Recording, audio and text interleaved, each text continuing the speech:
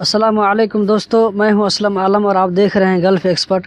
दोस्तों, आज की वीडियो में कतर में नए आने वाले लोगों के बारे में मैं कुछ डिस्कस करना चाहूँगा, कुछ तजुर्बात शेयर करना चाहूँगा आप लोगों के साथ में, जिनका जानना एक नया आदमी के लिए बहुत ही ज़रूरी है। इस वीडियो को आखिर तक ज़रूर देखें ताकि आपको सारी बात स्टेप बाय स्टेप मालूम हो सके। इसमें मैं 3 बहुत इम्पोर्टेंट चीज़ें बताऊँगा।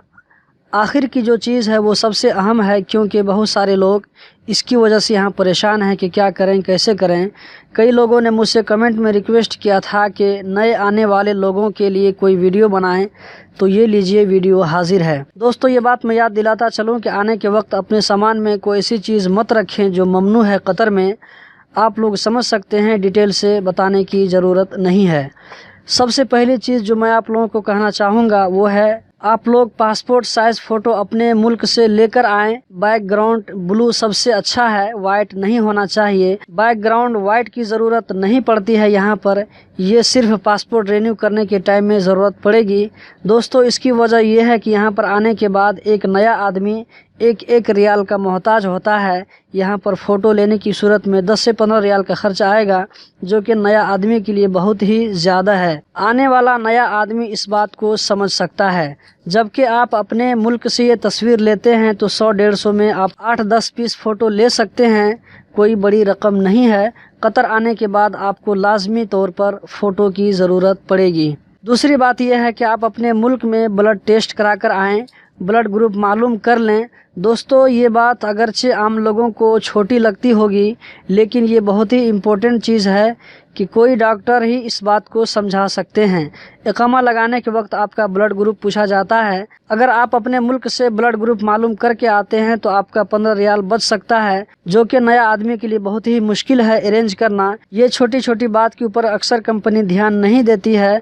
अगर आपको ब्लड ग्रुप मालूम नहीं है तो वो इकामा लगाने के टाइम में कोई भी गलत सलत ब्लड ग्रुप डाल देती है। हेल्थ कार्ड बनाने के टाइम में फिर वही ब्लड ग्रुप आपके हेल्थ कार्ड में शो करेगा अगर आपने ठीक नहीं करवाया तो। इसीलिए अपने मुल्क में ब्लड ग्रुप टेस्ट करवा लें और याद रखें, पेपर भी साथ रखें। तीसरी और आखिरी बात यह है कि आप जब किसी कंपनी में वीज़ा की बात करते हैं या अपने किसी दोस्त या रिलेटिव के ज़रिए किसी कंपनी में आना चाहते हैं या ऑनलाइन जॉब आपको मिलती है, तो कोशिश करें एग्रीमेंट 2 साल की बनवाएं।